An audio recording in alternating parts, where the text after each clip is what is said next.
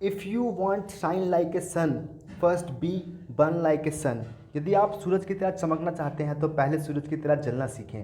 APJ Abdul Kalam जी की इसी quotation के साथ मैं सुमित एक बार फिर आप सबका स्वागत करता हूं मेरे यूट्यूब चैनल के ऊपर। तो आज मैं आपके सामने हिमाचल प्रदेश का स्टेट एलिजिबिलिटी टेस्ट पेपर लेके आया हूँ। इस पेपर को आज हम देखेंगे और ये पेपर हमारे लिए बहुत इंपॉर्टेंट हो सकता है यूजीसी नेट के लिए, पीजीटी एंट्रांस पीजीटी के लिए और एमए एंट्रांस, यूईटी, डीयूईटी, इन सब के लिए बहुत ज़्यादा इंपॉर्टेंट हो सकता है। तो इस पेपर को आज हम देखेंगे। तो आइए स्टार्ट करते हैं इसको।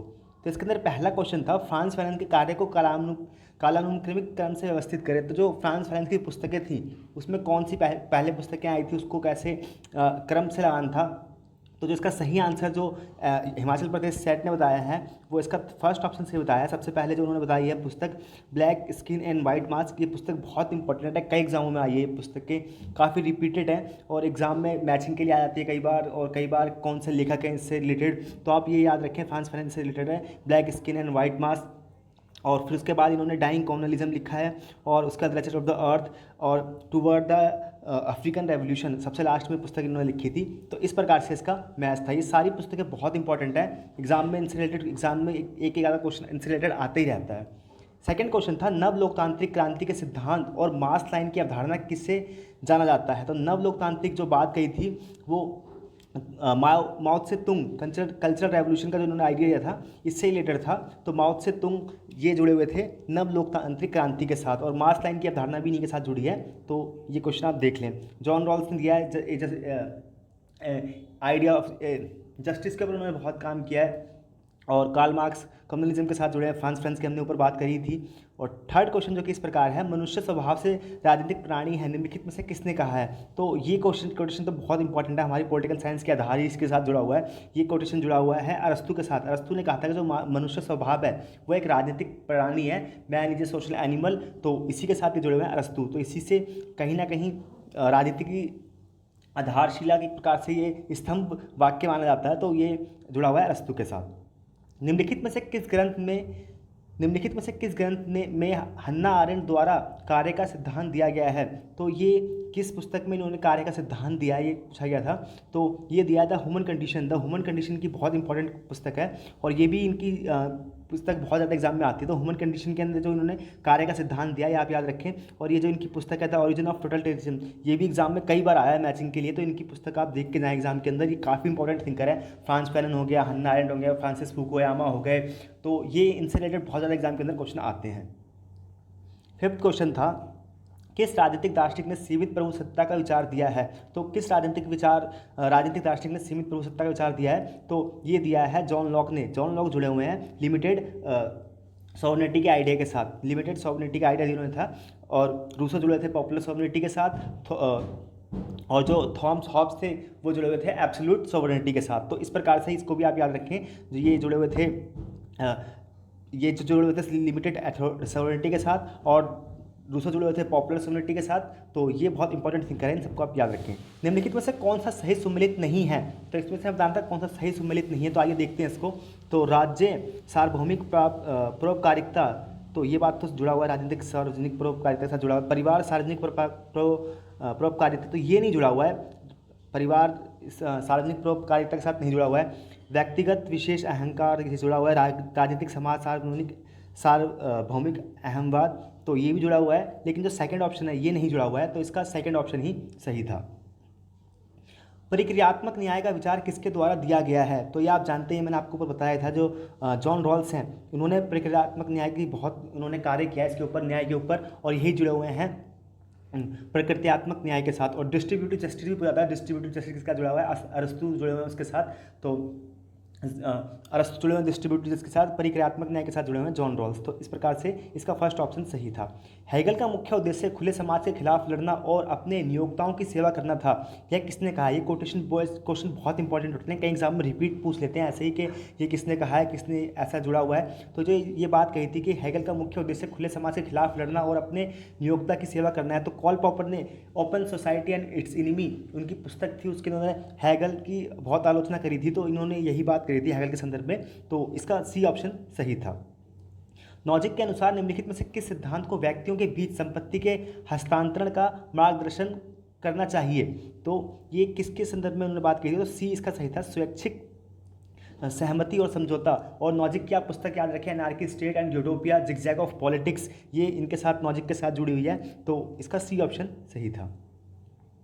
10वां क्वेश्चन देख लेते हैं। निम्नलिखित में से कौन सा कथन ग्रामसी की स्थिति के युद्ध निम्नलिखित में से कौन सा कथन ग्रामसी की स्थिति के युद्ध की अवधारणा को संदर्भित करता है? स्थिति की युद्ध की अवधारणा को कौन सा संदर्भित करता है? तो इनके बारे में भी आप जान के रखें। ग्रामसी ने जो ऑन प्रिजन नोटबुक इनकी पुस्तक थी, उसके अंदर इन्होंने हेजेमनी का आइडिया दिया है। और इस स्थिति के युद्ध की जो बात करते हैं, वो बताते हैं कि जो समाज के भीतर वैचारिक प्रभुत्व स्थापित कर लिया गया है, जो एक क्लास ने अपने समाज के अंदर जो एक अपनी हेजेमनी स्थापित कर ली है, उसी के संदर्भ में उन्होंने स्थिति के युद्ध की बात कही थी। तो इसका सेकंड ऑप्शन सही था।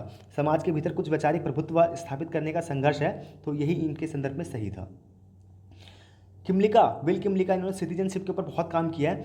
किमलिका द्वारा समूह विभेदीकृत अधिकारों की अवधारणा निम्नलिखित में से किसको संदर्भित करती है? तो ये समूह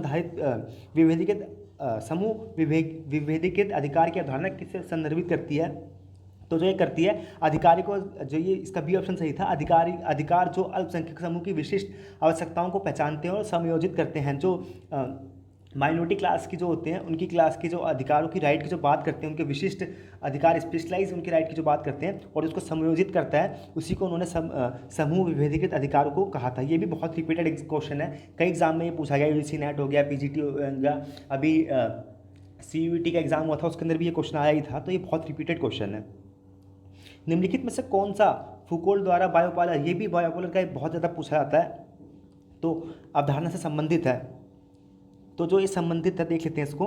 निगरानी और संज्ञा के माध्यम से, तो ये बात उन्होंने नहीं कही है। व्यक्ति के विरोध करने की दमनकारी सामाजिक संरचना को चुनौती देना, ये भी बात नहीं कही है उन्होंने। तो तकनीकों के माध्यम से, जैसे चिकित्सक और सार्वजनिक स्वास्थ्य से आबादी को विनियमित करना और प्रबंधित करने की शक्ति, तो यही है कि जो एक शक्ति होती है वो कहीं ना कहीं कैपिलरी के तौर पे हर चीज़ में कहीं ना कहीं सम्मिलित होती है। तो जो सार्वजनिक चिकित्सक होते हैं वो अपनी जो स्वास्थ्य जो उसको विनियमित करते हैं, उसके माध्यम से भी एक प्रकार से शक्ति को कहीं ना कहीं थोपने का कार्य करते हैं। तो ये सी ऑप्शन इसका सही था। 13वां क्वेश्चन है, आधुनिकता तदुपरांत निम्नलिखित में से किस धारणा को चुनौती देता है? आधुनिकतावाद तदुपरांत निम्नलिखित में से किस अवधारणा को चुनौती देता है? तो जो आधुनिकता की जो अवधारणा है वो मुख्य तौर पे प्रगति और रैखिक इतिहास, जो आधुनिकता है वो प्रगति और रैखिक इतिहास को चुनौती देने का कार्य करता है। तो फर्स्ट ऑप्शन इसका सही था। निम्नलिखित में से कौन सा फौकल्ट की सरकारिता की धारणा को संदर्भित करता है? तो इसमें से जो सरकारिता की जो धारणा है उसको संदर्भित करने का जो कार्य करता है वो नागरिकों पर नियंत्रण बनाए रखने के लिए सरकार द्वारा उपयोग की जाने वाली तकनीकों और रणनीतियाँ। तो फर्स्ट ऑप्शन इसका सही था। 15वां क्वेश्चन था, ये असर्शन और रीजनिंग से संबंधित था। फ्रांस फैनन, आप देख सकते हैं कितने महत्वपूर्ण थिंकर हैं, फिर इससे रिलेटेड क्वेश्चन आया इसके अंदर। फ्रांस फैनन का काम द विच्ड ऑफ द अर्थ, उपनिवेशवादियों पर उपनिवेशीकरण के प्रभाव का मनोवैज्ञानिक अन्वेषण करता है। तो ये बात कहीं ना कहीं सही है, इन्होंने उपनिवेशवाद के संदर्भ में बहुत कार्य किया था। फैनन ने तर्क दिया कि उपनिवेशवाद से मुक्ति के लिए उपनिवेशवासियों को अपनी संस्कृति को पुनः प्राप्त करने और अपनी मानवता पर दावा करने की आवश्यकता है। तो ये बात सही थी, ये और दोनों सही है, आर की सही व्याख्या है। तो फर्स्ट ऑप्शन इसका सही था। 16वां क्वेश्चन देख लेते हैं। पंडिता रमाबाई महिलाओं के अधिकारों के लिए अपनी वकालत के निम्नलिखित में से किससे प्रभावित थी? तो वो किससे प्रभावित थी? ये अच्छा क्वेश्चन था। ये ईसाई धर्म से वो बहुत ज़्यादा प्रभावित हो गई थी अपने जीवन के अंदर, और वो यूएसए गई थी पढ़ने के लिए, तो उन्होंने वहाँ से वो बहुत ज़्यादा प्रभावित हो गई थी। तो ईसाई धर्मशास्त्र और सामाजिक न्याय शिक्षा से वो बहुत ज़्यादा प्रभावित थी। तो इसका सी ऑप्शन सही था। शारदा सदन की उन्होंने स्थापना करी थी, ये भी क्वेश्चन आता था। और उन्हें पंडिता की उपाधि क्यों दी गई थी? वो एक संस्कृत की बहुत बड़ी स्कॉलर थी, तो इसलिए उनको पंडिता की उपाधि दी गई थी। ये क्वेश्चन भी पूछा गया एग्जाम के अंदर। तिलक का राजनीतिक विचार निम्नलिखित में से किससे प्रभावित था? तो तिलक जी थे वो किससे प्रभावित थे? तो वो मुख्य तौर पे हिंदू धर्मशास्त्र और राष्ट्रवादी उत्साह, उन्होंने महाराष्ट्र के अंदर गणेश उत्सव की स्थापना की गई थी, शिवाजी उत्सव की स्थापना की थी, और वो हिंदू धर्म से बहुत ज़्यादा प्रभावित थे। गीता रहस्य उन्होंने एक पुस्तक लिखी थी, तो वो इससे बहुत प्रभावित थे। तो हिंदू धर्मशास्त्र और राष्ट्रवादी उत्साह से वो बहुत प्रभावित थे। तो डी ऑप्शन इसका सही था। पेरियार द्वारा अपने विचारों के प्रसार हेतु निम्नलिखित में से किस पत्रिका में वो कार्य का नाम क्या था? उनकी जो पत्रिका थी, मैगजीन, जिसके अंदर वो लिखते थे। तो ये बहुत अच्छा क्वेश्चन था। कुडिया अरसू में उन्होंने वो अपना जो अपने विचार थे उसको प्रकट करते थे। तो इसका सी ऑप्शन सही था। एम एन रॉय ने निम्नलिखित में से किसके लिए मार्क्स के क्रांति के सिद्धांत की आलोचना की? तो उन्होंने जो आलोचना करी थी वो मानव अस्तित्व के सांस्कृतिक और आध्यात्मिक आयामों पर ध्यान का अभाव, जो मानव अस्तित्व होता है उसके ऊपर जो मार्क्स द्वारा उसके ऊपर कुछ बात नहीं की गई है और सांस्कृतिक पक्ष पर कुछ भी बात नहीं की गई है, इसके ऊपर उन्होंने इसकी आलोचना की है। तो डी ऑप्शन उसका सही था। 20वां क्वेश्चन था, सावरकर को अक्सर हिंदुत्व शब्द से जोड़ा जाता है, भारत में अल्पसंख्यकों पर उनका नजरिया क्या था? तो अल्पसंख्यकों पर सावरकर का क्या नजरिया था? तो उन्होंने पूर्ण समानता और नागरिक अधिकार की बात करी है इसके संदर्भ में। तो ए ऑप्शन इसका सही था। जयप्रकाश नारायण का मानना था कि संपूर्ण क्रांति के निम्नलिखित में से किसमें बदलाव की आवश्यकता है? तो ये बात करी थी उन्होंने केंद्रीकृत शासन में विकेंद्रीकृत शासन की ओर। तो ये इन्होंने बात करी थी संपूर्ण क्रांति के संदर्भ में कि बदलाव की जो आवश्यकता है वो एक जो केंद्रीकृत शासन होती है, जैसे सेंट्रल में जो गवर्नमेंट होती है वो अपने पूरे कार्य को करती है, वो ना होकर एक विकेंद्रीकृत हो, जैसे पंचायती राज होता है, छोटे लेवल पर भी कार्य हो। तो इस संदर्भ में उन्होंने अपनी ये बात कही थी। राम मनोहर लोहिया ने निम्नलिखित में से आज़ादी के बाद भारत में किस राजनीतिक पार्टी के प्रभुत्व की आलोचना की? तो आप जानते हैं भारत में एक ही पार्टी जो थी उस प्रभुत्व में थी उस टाइम, तो ये थी भारतीय राष्ट्रीय कांग्रेस। तो इसी की उन्होंने आलोचना की थी। तो इसका फर्स्ट ऑप्शन सही था। महात्मा गांधी द्वारा विरोध और आत्मशुद्धि अपनाई गई उपवास तकनीक क्या थी? ये भी अच्छा क्वेश्चन था। तो ये थी जो इन्होंने आत्मशुद्धि और विरोध के लिए जो तरीका अपनाया था, आप जानते हैं वो उपवास करते थे और अपने शत्रु का दिल हृदय परिवर्तन की बात करते थे। तो इसका बी ऑप्शन सही था। 24वां क्वेश्चन था प्रिंट कैपिटलिज्म। बहुत अच्छा क्वेश्चन है, रिपीटेड क्वेश्चन है, बहुत एग्जाम में आया है। बेंडिंग एंडरसन ने प्रिंट कैपिटलिज्म शब्द की बात करी है कि उन्होंने बात की थी कि जैसे प्रिंट होता है, जैसे जो न्यूज़पेपर होते हैं और जितनी मैगजीन होती है वो ये कार्य करती हैं, लोगों के अंदर एक नेशनलिज्म की भावना जागृत करने का कार्य करती हैं। तो इस संदर्भ में उन्होंने ये बात कही थी। गैल्बर्ट आर्मर्ड ने संस्था की अवधारणा को निम्नलिखित में से किसके साथ प्रतिस्थापित किया? तो ये किया है उन्होंने संरचना के साथ उन्होंने इसको प्रतिस्थापित किया है। इसमें हमें सूचियों को मिलान करना है, कौन से थिंकर किसके साथ जुड़े हुए हैं। तो आइए इसको देख लेते हैं। तो कौन से थिंकर किसके साथ जुड़े हुए थे? तो आलमंड और पारवा, ये आलमंड और पावेल हैं, आलमंड और पावेल जुड़े हुए हैं कुलीन तंत्र माफ़ कीजिएगा। तो आलमंड और पावेल जुड़े हुए हैं कुलीन तंत्र का लोहा कानून के साथ, ये इसके साथ नहीं जुड़े, माफ़ कीजिएगा। तो बेंडिंग एंडरसन मैंने आपको बताया था कल्पित समुदाय, इसके साथ जुड़े हुए हैं। रॉबर्ट मिशेल जुड़े हुए हैं लोहतंत्र का अल्पनियर, और सिडनी वर्मा जुड़े हुए थे राजनीतिक संस्कृति के साथ, और आलमंड एंड पावर जुड़े हैं संरचनात्मक क्रियात्मकवाद के साथ। तो इसका इस प्रकार से ये मैचिंग था। अगला 27वां क्वेश्चन था, ये देख लेते हैं इसको। किसने तर्क दिया कि तुलनात्मक राजनीति मुख्य रूप से पार्टी हितों और नेतृत्व संरचना से संबंधित हैं? तो ये किसने कहा है कि जो पार्टी, ये रिपीटेड क्वेश्चन है, काफ़ी एग्जाम में आया, पार्टी हितों और नेतृत्व की संरचना के बारे में किसने बात करी है? तो सी मैकर्डीज और रॉबर्ट ई वॉर्ड ने ये बात करी है। तो सी मैकर्डीज ने ही पार्टी हितों की और नेतृत्व की संरचना की बात करी है। भारतीय न्यायपालिका द्वारा विभिन्न मामलों में संवैधानिक नैतिकता की अवधारणा पर जोर दिया गया है। निम्नलिखित में से कौन सा मामला मुख्य रूप से इस अवधारणा से संबंधित है? तो संवैधानिक नैतिकता से कौन सा भारत का मामला संबंधित है? तो जो संबंधित है वो के.एस. पुट्टास्वामी बनाम भारत संघ, ये संवैधानिक नैतिकता से संबंधित मामला है। ये अच्छा क्वेश्चन था, ये आ सकता है, ये रिपीटेड ये नया क्वेश्चन था थोड़ा, तो ये आ सकता है एग्जाम के अंदर। तो इसको आप देख लें, के.एस. पुट्टास्वामी बनाम भारत संघ जुड़ा हुआ है संवैधानिक नैतिकता के साथ। अरब इजराइल संघर्ष निम्नलिखित में से किससे संबंधित है? तो अरब इजराइल जो संघर्ष था वो मुख्य रूप से संबंधित था स्वेरेस की संधि के साथ। ये बी ऑप्शन इसका सही था। निम्नलिखित में से अंतर्राष्ट्रीय घटनाओं को कालानुक्रमित व्यवस्थित करें, तो इसको हमें कालानुक्रम से लगाना था। तो जो इसका सही ऑप्शन था मैं आपको बता देता हूँ, इसका डी ऑप्शन सही था। तो इसका डी ऑप्शन सही था। सबसे पहले पेरिस संधि हुई थी, फिर उसके बाद स्टालिन हिटलर समझौता हुआ था, फिर उसके बाद पोलैंड का जर्मन पर आक्रमण, फिर एक्सिस पावर का गठन। तो इस प्रकार से ये मैचिंग थी। इसको आप एक बार इंटरनेट पर जरूर सर्च कर लें कि कौन से ईयर में क्या था, तो वो आपके लिए ज़्यादा हेल्पफुल हो सकता है। 31वां क्वेश्चन था, निम्नलिखित में से कौन सी शक्ति संतुलन की प्रमुख धारणा नहीं है? तो शक्ति संतुलन की जो प्रमुख धारणा नहीं है, राज्य महत्वपूर्ण राष्ट्रीय हितों की रक्षा के लिए प्रतिबद्ध है, तो ये तो शक्ति संतुलन की बात होती है। महत्वपूर्ण राष्ट्रीय हितों को खतरा हो सकता है, तो ये बात भी नहीं होती, नहीं है। तो राज्य दूसरे के व्यवहार का आकलन करने के लिए नैतिक मापदंड लागू करते हैं, तो यही बात नहीं होती है, नैतिक मामले वो लागू नहीं करते हैं। कि दूसरे की शक्ति का कैसे मूल्यांकन करें, इसके संदर्भ में नैतिक मापदंड वो होते लागू नहीं करते हैं, तो इसका सी ऑप्शन सही था। किस अंतर्राष्ट्रीय संधि ने पहली बार देशों के लिए ग्रीन हाउस उत्सर्जन को कम करने का कानूनी रूप से बाध्य कर दिया? ये अच्छा क्वेश्चन है, ये आ सकता है एग्जाम के अंदर, आप देख लें इसको। क्योटो प्रोटोकॉल, ये पेपर 1 के लिए भी इंपॉर्टेंट है, पेपर 1 में भी आ सकता है ये। तो क्योटो प्रोटोकॉल 1997 यूजीसी नेट के पेपर 1 में भी काफ़ी ज़्यादा रिपीटेड एग्जाम में क्वेश्चन पूछा गया है, तो इसका बी ऑप्शन सही था। परमाणु हथियारों के अप्रसार संधि एनपीटी पर किस वर्ष हस्ताक्षर किए गए थे? तो एनपीटी पर जो हस्ताक्षर किए गए थे वो किए गए थे 1968 के अंदर, तो इसका बी ऑप्शन सही था। लंबे समय से चले आ रहे सीमा विवाद को सुलझाने वाले भारत बांग्लादेश सीमा समझौते पर किस वर्ष हस्ताक्षर किए गए? तो ये भी अच्छा क्वेश्चन था। तो ये किए गए थे 2019 के अंदर किए गए, ये 2015 के अंदर, माफ़ कीजिएगा ये गलत हो गया है। तो ये 2015 के अंदर इसको किया गया था, और 100वां जो संविधान संशोधन था वो इससे रिलेटेड था, तो ये भी आप इंपॉर्टेंट याद रखें। जलवायु परिवर्तन पर अंतर सरकारी पैनल आईपीसीसी की स्थापना किन 2 संगठनों द्वारा संयुक्त रूप से की गई थी? तो ये की गई थी संयुक्त राष्ट्र द्वारा वैज्ञानिक और सांस्कृतिक संगठन यूनेस्को और FAO के द्वारा। तो डी ऑप्शन इसका सही था। ये अंतर्राष्ट्रीय संगठन की स्थापना जलवायु परिवर्तन के संदर्भ में की गई थी, तो ये यूनेस्को द्वारा की गई थी और खाद्य और कृषि संगठन के द्वारा की गई थी, तो डी ऑप्शन इसका सही था।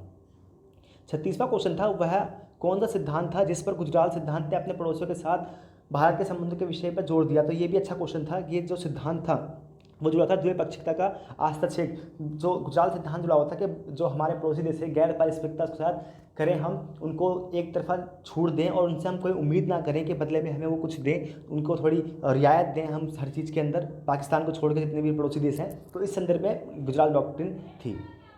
मार्गेनथाउ के 6 सिद्धांतों के बारे में निम्नलिखित पर विचार करें। तो मार्गेनथाउ ने जो 6 प्रिंसिपल दिए थे वो तो राजनीतिक उद्देश्य कानूनों द्वारा शासित होते हैं, तो ये बात सही था। मानव स्वभाव आंतरिक रूप से निराशावादी होते हैं, तो ये बात भी कहीं ना कहीं उन्होंने कही थी। तो राजनीतिक नैतिकता सार्वजनिक नैतिकता के सिद्धांतों से ली गई है, तो ये बात नहीं कही थी इन्होंने, तो ए और बी इसका सही था। निम्नलिखित में से कौन सा विद्वान अंतर्राष्ट्रीय संबंधों में संरचनावाद तदुपरांत से संबंधित नहीं है? तो इससे संबंधित नहीं है, ये क्वेश्चन आप अच्छी तरीके देख लें, इससे संबंधित नहीं है। तो जो संबंधित नहीं है केनेथ वॉल, ये नव संरचनावाद से संबंधित है, ना कि संरचनावाद से। बाकी ये सारे रिचर्ड एड्सले, डेविड कैपलर और आरजी वाकर संरचनावाद से संबंधित थे। निम्नलिखित में से कौन सा विचार सैमुअल पिल हंटिंगटन द्वारा नहीं दिया गया? देख सकते हैं आप, ये आ गया फिर सैमुअल पिल हंटिंगटन, ये भी बहुत इंपॉर्टेंट थिंकर है हमारे। तो ये संबंधित नहीं है इतिहास के अंत के साथ, एंड ऑफ आइडियोलॉजी के साथ जुड़े हुए हैं फ्रांसिस फुकुयामा इसके साथ जुड़े हुए हैं, और एंड ऑफ आइडियोलॉजी के साथ जुड़े हैं डैनियल बेल, बहुत इंपॉर्टेंट थिंकर है। और ये भी आप लिख लें, सैमुअल पिल हंटिंगटन किसके साथ जुड़े हुए हैं? राजनीतिक पतंग, राजनीतिक विकास और सभ्यता और संघर्ष, इसके साथ सैमुअल पिल हंटिंगटन जुड़े हुए हैं। और जो नहीं जुड़े हुए हैं इतिहास के अंत के साथ, वो नहीं जुड़े हुए हैं, इसके साथ जुड़े हुए हैं फ्रांसिस फुकुयामा। 40वां क्वेश्चन था, ये मैचिंग से रिलेटेड था। हाँ, ये निम्नलिखित में से कौन से पहलू रविंद्रनाथ टैगोर की सच्ची स्वतंत्रता के अभिन्न अंग हैं? तो इसमें कौन सा सिद्धांत है कि इनके अभिन्न अंग हैं? तो उन्होंने बात की थी व्यक्तिगत स्तर पर स्वतंत्रता प्राप्त करना, ये बात उन्होंने कही थी। व्यक्ति से समुदाय की बात करिए, समुदाय से समाज की बात ये नहीं करी है उन्होंने, और समुदाय से ब्रह्मांड तक, तो ये भी बात कही है उन्होंने सच्ची स्वतंत्रता के संदर्भ में। तो इनका बी ऑप्शन सही था। ये मैचिंग से रिलेटेड क्वेश्चन था, तो आइए इसको देख लेते हैं कि कौन से थिंकर किससे जुड़े हुए थे। तो अरविंदो घोष जो जुड़े हुए हैं लाइफ एंड डिवाइन के साथ अरविंदो घोष जुड़े हुए हैं। विनायक दामोदर सावरकर जी जो जुड़े हुए हैं वो जुड़े हुए हैं माई ट्रांजिशन ऑफ लाइफ, तो इसका बी ऑप्शन सही था। और एम एन रॉय जुड़े हुए हैं India in transition, wise were women ये रामास्वामी जुड़े हुए हैं इसके साथ, वाई वर वुमेन इंस्पायर्ड, थोड़ा इसके अंदर वो हो गया है मिस्टेक, तो ये इसके साथ जुड़े हुए हैं डी। तो इस प्रकार से इसका मैचिंग था, फर्स्ट ऑप्शन इसका सही था।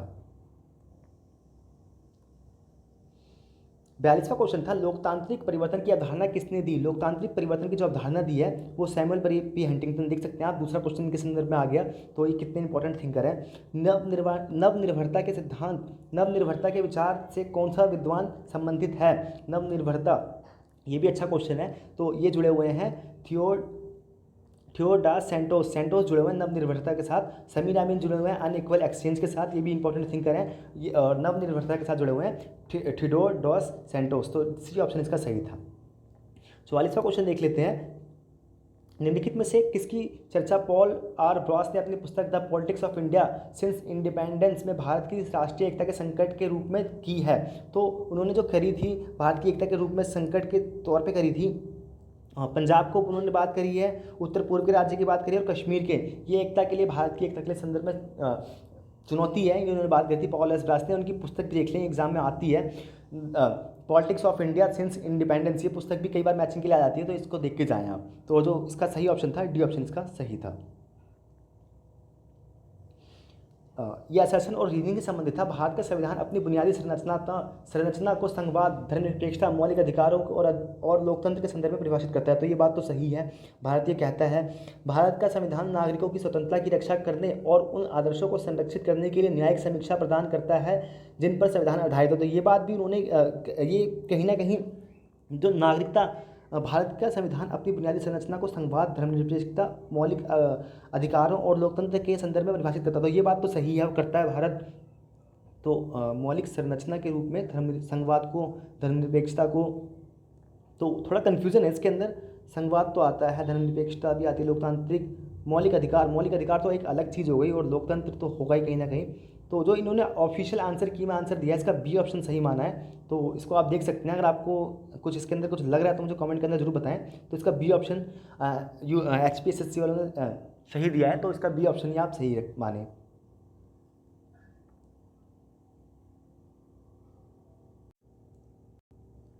तो 46वां क्वेश्चन था, निम्नलिखित कथनों पर विचार किया, भारत के अटॉर्नी जनरल निम्नलिखित कार्य करते हैं। तो भारत के जो अटॉर्नी जनरल होते हैं वो क्या कार्य करते हैं? लोकसभा की कार्यवाही में भाग ले सकते हैं वो, लेकिन वोट नहीं डाल सकते।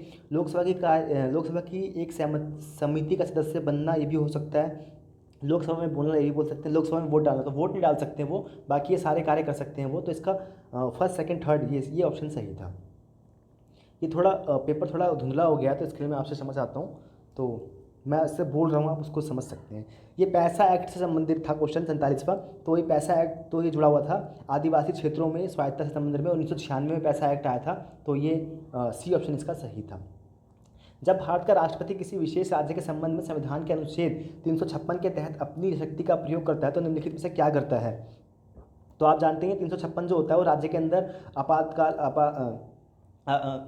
इमरजेंसी लगाने के संदर्भ में होता है। तो उस राज्य की विधानसभा की शक्ति संसद द्वारा उसके अधिकारों के तहत प्रयोग की जाने लगती है। तो बी ऑप्शन सही था।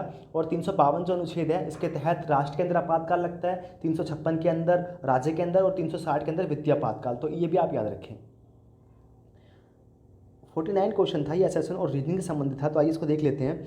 एम एन रॉय ने पहली बार भारत में संविधान सभा की विचार का प्रस्तावित किया था। तो ये बात सही है, इन्होंने किया था 1934 के अंदर इन्होंने बात कही थी। और कैबिनेट मिशन योजना के हिस्से के रूप में 1946 में संविधान सभा में चुनाव हुए। तो ये बात भी सही है, लेकिन ये दोनों इससे संबंधित नहीं है। तो ए और आर दोनों सही है, लेकिन आर ए की सही व्याख्या नहीं है। तो बी ऑप्शन इसका सही है। 50वां क्वेश्चन था, निम्नलिखित में से कौन भारत की संसद की सर्वोच्चता को प्रतिबंधित करता है?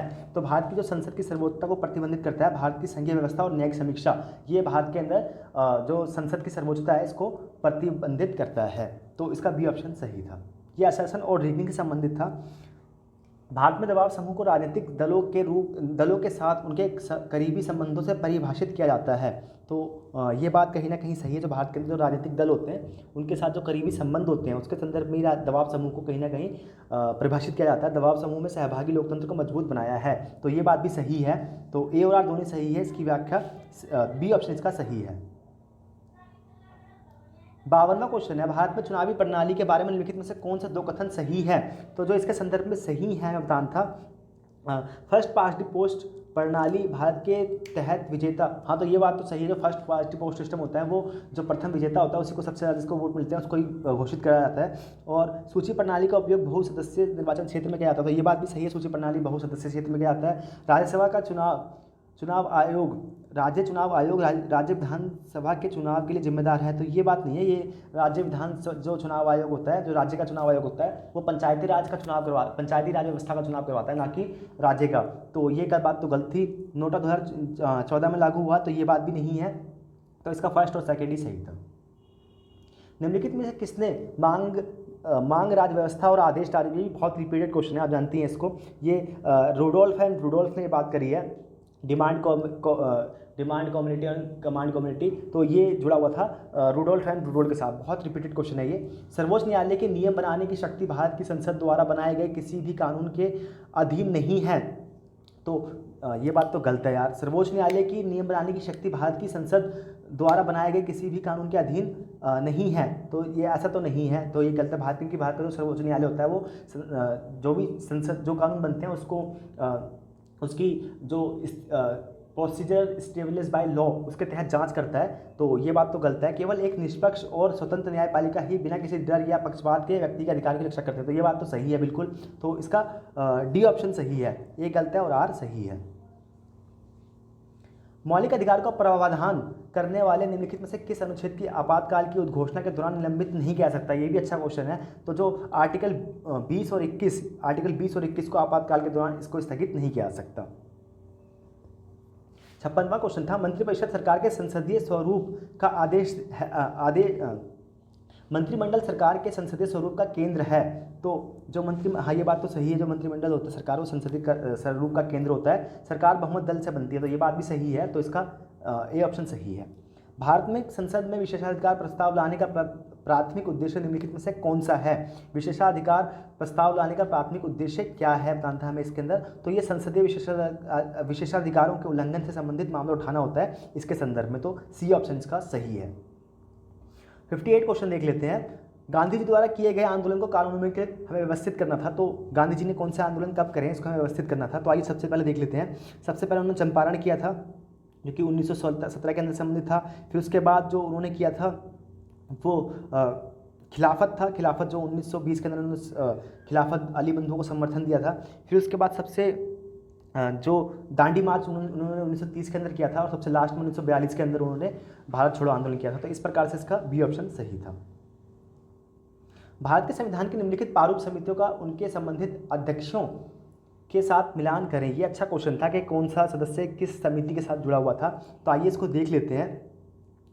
तो प्रारूप समिति, आप प्रारूप समिति को जानते ही हैं, BR अम्बेडकर जिसके साथ जुड़े हुए थे। संघ संविधान समिति के साथ जवाहरलाल नेहरू जी जुड़े हुए थे। मौलिक अधिकारों पर सलाहकार समिति, अल्पसंख्यक और जातीय समुदाय संचालन समिति के साथ जानते ही हैं, संचालन समिति के साथ जुड़े हुए थे KN मुंशी। शायद एक बार मैं देख लेता हूँ इसका, बी ऑप्शन इसका सही था। तो फोर्थ का डी, संचालन समिति के साथ KN मुंशी जुड़े होते। संचालन समिति के साथ जुड़े थे KN मुंशी, और प्रारूप समिति के साथ BR अम्बेडकर। संघ संविधान समिति के साथ जुड़े हुए थे जवाहरलाल नेहरू जी, और अल्पसंख्यक अधिकार के साथ जुड़े थे वल्लभ भाई पटेल। तो इस प्रकार से इसका ऐसे ही था, सिंपल मैचिंग, सामने सामने मैचिंग था तीनों का, तो इस प्रकार से ये मैचिंग थी। 60वां क्वेश्चन था, ये MP लेड जो फंड होता है, जो ये करंट से रिलेटेड क्वेश्चन था, जो MP लेड फंड होता है उसके संदर्भ में क्या सही था। तो जो सही था मैं आपको इसका एग्जैक्ट आंसर बताता हूँ। इसका फर्स्ट सेकंड और फोर्थ ये सही था, थर्ड इसका ऑप्शन गलत था। तो आप इसको एक बार पढ़ लें अच्छी तरीके से कि MP लेड फंड के बारे में ऐसे क्वेश्चन आ सकते हैं एग्जाम के अंदर। करंट से रिलेटेड जितनी भी स्कीम हो, अगर आपको एग्जाम देने जाते हैं उनको जरूर देख के जाएँ। थोड़ा ही ऊपर नीचे हो गया, 1 मिनट मैं पहुँचता हूँ वहाँ पे। 61वां नंबर क्वेश्चन था, ये मैचिंग से रिलेटेड क्वेश्चन था। ये UGC नेट से कहीं ना कहीं कॉपी पेस्ट किया गया है इस क्वेश्चन को। ये UGC नेट के अंदर ये क्वेश्चन आ रखा है, तो आइए इसको देख लेते हैं। फर्जी पंजीकरण को रोकने के लिए फोटो पहचान पत्र की बात आई थी। वोटों की गिनती में देरी को रोकने के लिए EVM मशीन आया था। चुनाव के दौरान जो हिंसा होती है उसको रोकने के लिए चुनावों को मतदान के चरणों में भी करना, अलग अलग चरणों में करना। अत्यधिक प्रतियोगी, तो इसको कॉम्पिटिशन कम करने के लिए उम्मीदवारों की जमानत राशि को बढ़ाना। तो इस प्रकार से इसका मैचिंग था। ये मैचिंग से रिलेटेड क्वेश्चन था, तो इसको देख लेते हैं। माइनर विनर जुड़े हुए थे। ये रजनी कोठारी को देख लेते हैं, कांग्रेस सिस्टम के साथ जुड़े हुए हैं। Yogendra Yadav third democratic officers के साथ जुड़े हुए हैं। माइनर विनर जुड़े हुए थे इंडिया एंड पैराडॉक्स के साथ, और सुभाष पालशेकर जुड़े हुए हैं पोस्ट कॉलोनियल सिस्टम के साथ। तो इस प्रकार से इसका मेल था। तो देख लेते हैं इसको हम हिंदी में एक बार। तो मैंने आपको बता ही दिया इसको ऊपर। असर और रीजनिंग से संबंधित था ये क्वेश्चन। 63वां नंबर, प्रधानमंत्री किसान, ये भी रिलेटेड था, जो प्रधानमंत्री की जो सम्मान योजना है उससे रिलेटेड, जो करंट से रिलेटेड थी। तो इसका जो मैं आपको बताया था उसका सही पहला ऑप्शन इसका सही था। कॉर्पोरेट प्रशासन शब्द मुख्य रूप से किस पर केंद्रित है? तो ये जो कॉर्पोरेट प्रशासन से जुड़ा हुआ है, ये संरचना और प्रक्रिया जिसके द्वारा निगमों को निर्देशित और नियमित किया जाता है। तो सी ऑप्शन इसका सही था। लोक प्रशासन के विकास के संदर्भ में निम्नलिखित चरणों को कालानुक्रमित व्यवस्थित करना है। लोक प्रशासन के संदर्भ में इसको हमें व्यवस्थित करना था, कौन सा क्या आया था, कैसे आया था। तो देख लेते हैं। सबसे पहले आया था ये 1987 से लेके जो प्रशासन का विभाजन हुआ था, तो इसका डी सबसे पहले था। उसके बाद प्रशासन के सिद्धांत आए थे, उसके बाद प्रशासन की चुनौतियाँ आई थी, तो उसके बाद पहचान का संकट, तो सबसे लास्ट में था पहचान का संकट। तो इस प्रकार से इसका मैचिंग था। तो जो इसका सही था, सी ऑप्शन इसका सही था। फ्रेडरिक डब्ल्यू टेलर के अनुसार निम्नलिखित में से कौन से वैज्ञानिक प्रबंध का एक आवश्यक पहलू है। तो जो आवश्यक पहलू है श्रम का विभाजन ये इन्होंने एक आवश्यक पहलू वैज्ञानिक प्रबंध के अंदर बताया था। तो ये साइंटिफिक एवोल्यूशन के साथ जुड़े हैं फ्रेडरिक टेलर, ये भी आप याद रखें। स्ट्रीट लेवल ब्यूरोक्रेसी शब्द का तात्पर्य है, स्ट्रीट लेवल ब्यूरोक्रेसी जो शब्द है इसका तात्पर्य क्या है। तो जो ये संबंधित है, ये फ्रंटलाइन सार्वजनिक सेवा कर्मचारी जो नागरिक से सीधे बातचीत करते हैं, फ्रंटलाइन जो सार्वजनिक सेवा कर्मचारी जो नागरिक से सीधा बात करते हैं, ये स्ट्रीट लेवल ब्यूरोक्रेसी से संबंधित है। तो ये क्वेश्चन अच्छा है, नया क्वेश्चन था, ये आ सकता है कहीं ना कहीं एग्जाम के अंदर, तो इसको आप देख लें। 68 क्वेश्चन था, ये आश्वासन और रीजनिंग से संबंधित था। तो आइए इसको देख लेते हैं। आधुनिक राज्य बड़े और विविध हैं, जिनमें कई सांस्कृतिक और आर्थिक चुनौतियां हैं, और ये समस्या पिछले अनुभवों के कारण और गंभीर हो गई है। तो ये बात तो सही है। 21वीं सदी की शुरुआत में भारत के 3 नए राज्यों का उदय हुआ। हाँ, ये बात भी सही है। छत्तीसगढ़, उत्तराखंड, झारखंड, और साथ ही हाल में तेलंगाना को एक अलग राज्य के रूप में मान्यता मिली। तो ये बात सही है। तो दोनों सही है, इसका आर और ए दोनों सही है, लेकिन इसका स्पष्टीकरण सही नहीं है। तो बी ऑप्शन इसका सही है। ये भी आश्वासन और रीजनिंग से संबंधित था, तो इसको देख लेते हैं। ये भी लोकतंत्र से संबंधित था, डेमोक्रेसी से। लोकतंत्र की प्रणाली सभी लोगों की समानता को मान्यता देती है और आम लोगों की सरकार के लिए खड़ी होती है। तो ये बात तो सही है। डेमोक्रेसी होती है और लोकतंत्र के अंदर आम लोगों की सरकार होती है, तो ये बात सही है। आमतौर पर यह माना जाता है कि सरकार काफ़ी हद तक शक्ति अभिजात वर्ग द्वारा नियंत्रित की जाती है, तो ये एलीट क्लास द्वारा कहीं ना कहीं माना जाता है। तो ऐसा, तो ये बात भी सही है। तो इसका ए और आर दोनों सही है, लेकिन आर की सही व्याख्या नहीं है। बी ऑप्शन इसका सही था। कल्याणकारी राज्य, वेलफेयर स्टेट की परिभाषा के बारे में निम्नलिखित में से कौन सा कथन सही है। तो कल्याणकारी राज्य क्या होता है। जो एक कल्याणकारी राज्य होता है वो व्यक्ति के मानवीय हित की प्रगति के लिए ज़्यादा वो होता है, क्रमबद्ध प्रतिबद्ध होता है काफ़ी ज़्यादा, जो व्यक्ति की स्वतंत्र, व्यक्ति की जो विकास के लिए। तो जो इसका सही आंसर था, सी ऑप्शन सही था। कल्याणकारी राज्य किसी भी मानवीय एवं प्रगतिशील समाज के लिए एक प्रतिमान स्थापित करता है। तो सी ऑप्शन इसका सही था। 71, अच्छा, ये ऑप्शन बेस्ड क्वेश्चन थे, तो इसके अंदर अलग अलग बता रखा था क्या क्या सही है। तो ये कल्याणकारी राज्य के बारे में सारा ही इसमें लगभग सही था। तो फर्स्ट, सेकंड, थर्ड, फोर्थ, तो ये ऑप्शन बेस्ड थे, तो इसको देख सकते हैं आप। निम्नलिखित में से किसने राजनीतिक विकास को प्रशासनिक और कानूनी विकास बताया। निम्नलिखित में से किसने राजनीतिक विकास को प्रशासनिक और कानूनी विकास बताया है। तो ये बताने का श्रेय दिया जाता है मैक्स वेबर को। मैक्स वेबर ने कानूनी और प्रशासनिक राजनीतिक विकास को प्रशासनिक और कानूनी विकास के तौर पर बताने का कार्य किया है। तो इसका डी ऑप्शन सही था। मैक्स वेबर आप जानते हैं नौकरशाही के साथ जुड़े हुए हैं। इन्होंने नौकरशाही को 3 आधार पर विभाजित किया था, ट्रेडिशनल, रीगल, नेशनल और एक क्रिस्मेटिक। तो ये भी आता है क्वेश्चन काफ़ी ज़्यादा।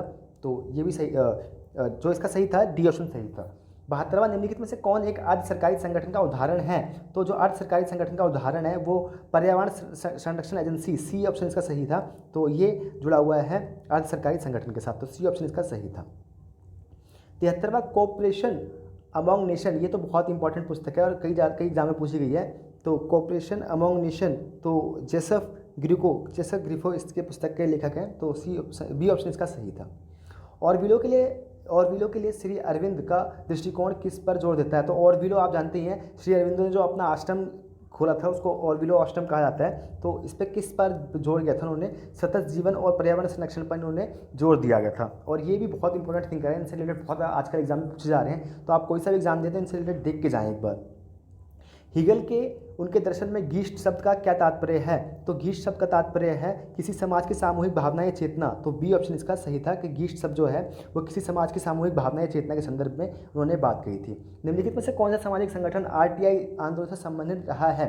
तो जो इस रहा है वो भारतीय मजदूर किसान शक्ति संगठन, ये आरटीआई आंदोलन के साथ जुड़ा हुआ है। अरुणा रॉय जो थी इनके साथ जुड़ी हुई थी और अरविंद केजरीवाल भी इसके साथ जुड़े हुए थे।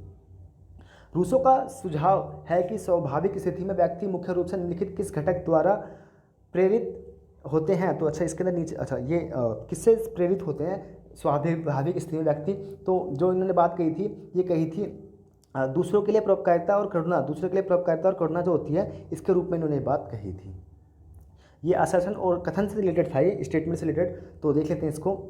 सार्वजनिक चयन दृष्टिकोण सिद्धांत प्रशासन के नौकरशाही मॉडल का समर्थन करता है, तो ये बात तो नहीं है। विंसेंट ऑस्ट्रोम सार्वजनिक चयन, ये तो बात सही है, तो इसका बी ऑप्शन सही था। विंसेंट जो ऑस्ट्रोम है उन्होंने सार्वजनिक चयन सिद्धांत की समर्थक है, लेकिन ये नौकरशाही से जुड़ा हुआ नहीं है, पब्लिक चॉइस थ्योरी, तो इसका डी ऑप्शन सही था। Poverty and un British tool in India पुस्तक के लेखक कौन है? तो ये बहुत इंपॉर्टेंट, दादा भाई नेहरू जी इस पुस्तक के लेखक थे। इन्होंने poverty and un British tool के अंदर जो भारत के साथ जो ड्रेन ऑफ वेल्थ की थ्योरी थी, वो भी इन्होंने इसकी पुस्तक के अंदर दी थी। अंतर्राष्ट्रीय संबंधों में निर्भरता सिंड्रोम का संबंध निम्नलिखित में से किस परंपरा से है? निर्भरता सिंड्रोम का संबंध किस संदर्भ से है, किस थ्योरी से जुड़ा हुआ है? तो जो ये जुड़ा हुआ है, ये मार्क्सवाद के साथ जुड़ा हुआ है, तो इसका मार्क्सवाद जुड़ा हुआ है निर्भरता सिंड्रोम के साथ। ये कथन से रिलेटेड क्वेश्चन था, तो आइए इसको देख लेते हैं। बहुलवादी समाज में लोकतंत्र कमजोर होता है, तो ऐसी बात तो नहीं है। बहुलवादी समाज होता है वो बात करता है कि जो विभिन्न संस्थाएं हैं उसके अंदर एक लोकतांत्रिक प्रक्रिया होनी चाहिए, और बहुलता में मतलब बहुलवाद होना चाहिए, मतलब एक प्रकार से सभी चीज़ों को समान वैल्यू होनी चाहिए। बहुल समाज एकता और विविधता पर आधारित होता है, देख सकते हैं आप। तो इसका डी ऑप्शन सही है, ये गलत है, और आर सही है। भारत के हाल के आर्थिक सुधारों के संदर्भ में निम्नलिखित टिप्पणियों पर विचार करें, तो नीचे भी होगा इसका। हाँ, तो इसके संदर्भ में हम जानते हैं कि क्या क्या सही है भारत के संदर्भ में आर्थिक जो सुधार के संदर्भ में। ये टैरिफ और गैर टैरिफ व्यापार बाधाओं को कम कर रहा है, तो ये बात सही है। सरकारी स्वामित्व वाली इकाई का निजी क्षेत्र में स्थानांतरण करना, तो ये बात भी सही है, सरकारी क्षेत्रों का निजी में स्थानांतरण करना। एफडीआई नियमों में ढील दी गई है, तो ये बात भी सही है। इसने उदारीकरण निजीकरण और वैश्वीकरण को अपनाया, तो ये बात भी सही है। तो इसके चारों ऑप्शन ही सही थे, तो देख लेते हैं चारों किस में है। तो डी ऑप्शन इसका सही था। 43 नंबर क्वेश्चन था प्रबुद्ध तर्क संगतता। तो आप जानते ही हैं ये प्रबुद्ध तर्क संगतता किसका जुड़ी हुई है? हर्बर्ट साइमन के साथ। बाउंडेड रैशनैलिटी, जितना पता है, बाउंडेड रैशनैलिटी का आइडिया दिया था, हर्बर्ट साइमन जुड़े हुए हैं बाउंडेड रैशनैलिटी के साथ। 84वां नंबर क्वेश्चन था लोकपाल और लोकायुक्त के संबंध में निम्नलिखित में से कौन सा कथन सही है? तो जो इसके संदर्भ में सही है, लोकपाल संस्था सबसे पहले स्वीडन बनाई गई, तो ये बात तो सही है। अशोक मेहता ने भारत में लोकपाल, नहीं, तो ये नहीं था, ये फर्स्ट प्रशासनिक सुधार आयोग ने बात कही थी, तो ये तो नहीं था। भारत के सभी राज्यों में लोकायुक्त की नियुक्ति कर दी गई, तो ये बात भी गलत है, तो इसका पहला ही ऑप्शन सही था। बस अभी बहुत सारे राज्य हैं जिनके अंदर ये नियुक्ति नहीं की गई है। भारतीय महासंघ एक साथ मिलकर चलने वाले संघ ना कि भारतीय महासंघ को एक साथ मिलकर चलने वाला संघ ना कि एक साथ मिलकर आने वाले संघ के रूप में कौन वर्णित करता है? तो ये प्रणव वर्धन है, इन्होंने ये बात कही कि जो भारत का जो राज्य हैं वो एक साथ मिलकर चलने वाले संघ है, ना कि साथ मिलकर आने वाले संघ हैं। तो ये प्रणव वर्धन ने ये बात कही है। लैटिन अमेरिका में राष्ट्रवाद को निम्नलिखित में से क्या कहा जाता है? तो ये कहा जाता है क्रियोल राष्ट्रवाद। क्रियोल राष्ट्रवाद कहा जाता है, ये अच्छा क्वेश्चन है, आ सकता है एग्जाम के अंदर। क्रियोल राष्ट्रवाद कहा जाता है लैटिन अमेरिका के अंदर राष्ट्रवाद को, तो ये इसका सी ऑप्शन सही था। 87वां नंबर क्वेश्चन देख लेते हैं। किसी विधायी अधिनियम पर कार्यकारी आदेश को संवैधानिक वैधता को उच्चतम न्यायालय में निम्नलिखित में से किस आधार पर चुनौती दी जा सकती है? तो जो इसको दी जा सकती है, देख लेते हैं इसको। यदि यह मौलिक अधिकार का उल्लंघन करे तो हाँ तो दे सकते हैं, अगर मौलिक अधिकार का उल्लंघन करे तो चुनौती दे सकती है। यदि यह संवैधानिक प्रावधानों के प्रतिकूल हो तो भी दी जा सकती है। यदि यह उस प्राधिकारी की पात्रता से बाहर है जिससे इसने बनाया है, हाँ तो ये बात भी सही है। अगर आप आपकी पात्रता से ही अगर ये बाहर है, अगर आपने इसके ऊपर उल्लंघन किया किसी चीज़ का, तो आप इसके नहीं कर सकते ऐसा। तो इसका तीनों ऑप्शन सही था, तो ए बी सी, तो इसका ए बी सी, तो देख लेते हैं इसमें डी ऑप्शन इसका सही था। निम्नलिखित में से किस संवैधानिक वैधानिक कार्यकारिणी निकाय में भारत में महिलाओं को आरक्षण का लाभ मिलता है? तो आइए देख लेते हैं इसको, ये भी अच्छा क्वेश्चन था। तो किसमें भारत की जो महिलाओं के लिए आरक्षण लागू है? तो महिला आयोग में तो है, और राष्ट्रीय बाल अधिकार संरक्षण आयोग इसमें नहीं है, बाल कल्याण समिति में भी है, जिला पंचायत में भी है। तो ये 1 2 3, तो 1 2 3 ये सेकंड इसका ऑप्शन सही था। 89 क्वेश्चन था निम्नलिखित में से किस अनुच्छेद की व्याख्या भारत में पर्यावरण संबंधित जनहित याचिकाओं के कारण होती है? तो ये भी अच्छा क्वेश्चन था। अनुच्छेद 21 के अंतर्गत जीवन का अधिकार जिससे संबंधित है, उसी के अंदर पर्यावरण अधिकार से संबंधित जन सुरक्षा, इसके अंदर ये एक्सपेंड होते ही जा रहा है समय के साथ। इसके अंदर बिजली का अधिकार भी आता है, पानी का अधिकार भी आता है, पर्यावरण से संबंधित अधिकार आता है, राइट ऑफ प्राइवेसी मतलब निजता का अधिकार भी आता है। तो ये सारे 21 से जुड़े हुए हैं, अनुच्छेद 21 के साथ। स्वावलंबन और सुगम्य भारत अभियान का उद्देश्य विशेष रूप से नागरिकों के लिए निम्नलिखित में से किस समूह का विकास और कल्याण करना है। तो ये करना है दिव्यांग लोगों का स्वावलंबन और सुगम्य भारत अभियान। ये अच्छा क्वेश्चन था, तो ये आ भी सकता है। तो ये जुड़ा हुआ है दिव्यांग लोगों के साथ जुड़ा हुआ है, स्वावलंबन और सुगम्य भारत अभियान का विशेष उद्देश्य। डेविड ईस्टन के अनुसार निम्नलिखित में से कौन सी राजनीतिक व्यवस्था में नियामक तंत्र है। तो नियामक तंत्र किसके अंदर है, तो ये ऑप्शन बेस्ड क्वेश्चन था। तो संचार चैनल, सीमा पर चौकीदारी, सांस्कृतिक मापदंड, तो ये बात उन्होंने करी है, इसके तहत नियामक व्यवस्था होती है। लेकिन वितरण क्षमता उन्होंने बात नहीं कही है। डेविड ईस्टन सिस्टम थ्योरी के साथ जुड़े हुए हैं, ब्लैक बॉक्स मॉडल इन्होंने दिया है, तो बहुत इंपॉर्टेंट थिंकर है ये। तो इसका फर्स्ट ऑप्शन इसका सही था। 2 3 4 ऑप्शन इसका ये जो 2 3 4 थे ये सही थे, तो पहला ऑप्शन इसका सही था। 92वां नंबर क्वेश्चन था 1940 तक तुलनात्मक क्रांति की प्रकृति निम्नलिखित में से कौन सी थी। तो ये मानक थी, तो स्टैंडर्ड थी, तो इसको कहा जाता। लेकिन जो 1940 का थी विश्लेषणात्मक हो गई, व्यवहारिक हो गई और वैज्ञानिक हो गई। तो ये जुड़ा हुआ था कौन सी थी, तो उससे पहले 1940 से पहले तो ये थी मानक। तो इसका डी ऑप्शन सही था। एक बार इंग्लिश में देख लेते हैं इसको। 92 नंबर क्वेश्चन था। नॉर्मेटिव थी ये, तो ये थी कोऑपरेटिव। नॉर्मेटिव थी इससे पहले, जो 1940 का बिहेवियरल एनालिटिकल और साइंटिफिक इसके बाद में हो गई। तो अगला क्वेश्चन देख लेते हैं। 93 नंबर क्वेश्चन था निम्नलिखित में से कौन सा कथन सत्य नहीं है। तो इसमें हमें विशेष ध्यान देना है, इसमें पूछा गया कौन सा सत्य नहीं है। तो देख लेते हैं इसको। नए सामाजिक आंदोलन क्रांति के विचार में रुचि रखते हैं, तो क्रांति करने की बात तो नहीं करते हैं, कहीं ना कहीं वो परिवर्तन की बात करते हैं। नए सामाजिक आंदोलन की साझा विचारधारा होती है, तो ये बात सही है। नए सामाजिक आंदोलन में उत्तर भौतिक अभिन्यास होता है, तो ये बात भी सही है। ये मानव अधिकार से जुड़े होते हैं, ये बात भी सही है। तो इसका सही नहीं था, तो ये बताना था हमें। तो फर्स्ट ऑप्शन इसका सही नहीं था, तो 93 का ए नंबर सही था। आलमंड और परवा के अनुसार लोकतांत्रिक समाजों में सिविक कल्चर निम्नलिखित में से किसका मिश्रण है।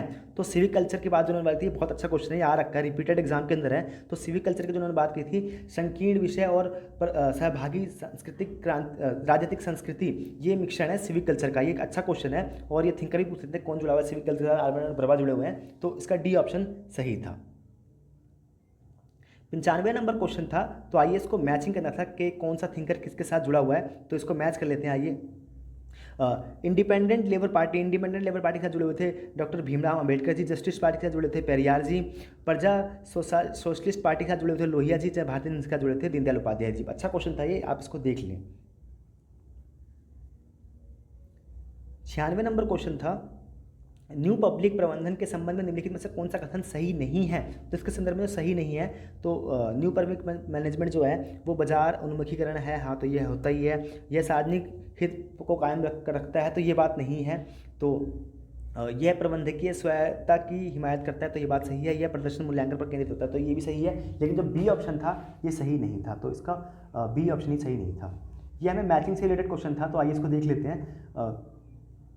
97 नंबर क्वेश्चन था, तो इसको मैचिंग करना था कौन सा थिंकर किसके साथ जुड़ा हुआ है। पश्चिम बंगाल में निष्क्रिय क्रांति से जुड़े हुए थे रणवीर ये इनके साथ जुड़े हुए थे।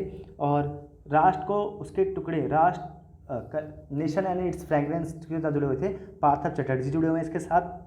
कल्पित राज्य, ऊपर भी क्वेश्चन आया था। बेंडिंग एंडरस्टैंड इमेजिन कम्युनिटी इनका जो था। एशियन ड्रामा गुडनाथ मेंडन के साथ जुड़े हुए थे, तो इस प्रकार से इसका मेल था।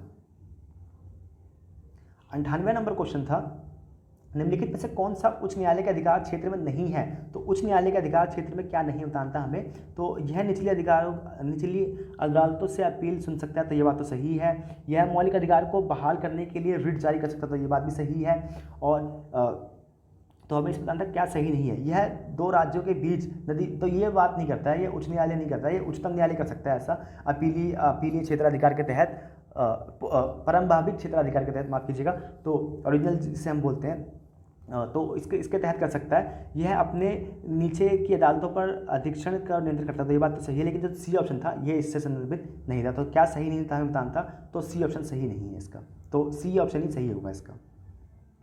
ई गवर्नेंस के संबंध में निम्नलिखित में से कौन सा लाभ है। तो ई गवर्नेंस के संदर्भ में क्या लाभ है, तो इसके अंदर ऑप्शन दिए गए थे, तो हम इसको देख लेते हैं। तो आइए इसको देख लेते हैं। यह सरकार को अधिक जवाबदेह बनाता है, तो ये बात सही है। यह सरकारी मामलों में लोगों की भागीदारी को कम नहीं करता है, बढ़ाता है लोगों की भागीदारी को। नौकरशाही प्रवृत्ति को प्रोत्साहित करता है, ये बात गलत है। लेन देन लागत कम करता है, तो ये बात सही है। सरकार और नागरिकों के बीच विश्वास बनाने में मददगार रहा है, तो ये बात भी सही है। तो एक, थर्ड और फोर्थ, तो इसका डी ऑप्शन सही था, डी ऑप्शन इसका सही है। 100 क्वेश्चन था, भारत के चुनाव आयोग के पास निम्नलिखित में से कौन सी शक्ति है?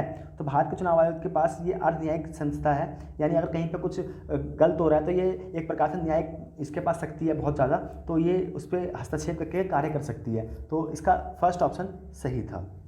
तो ये पेपर था हिमाचल प्रदेश सेट का। उम्मीद करता हूँ आपको अच्छा लगा होगा। अगर कुछ कमी रहेगी तो जरूर मेरे को कमेंट करके बताएं। आपने मेरी वीडियो को देखा, इसके लिए तहे दिल से आपका धन्यवाद। अपना नाम रोशन कीजिए, अपने परिवार का नाम रोशन कीजिए, अपने देश का नाम रोशन कीजिए। इसी के साथ thank you so much for watching my video. दिल से आप सभी का आभार।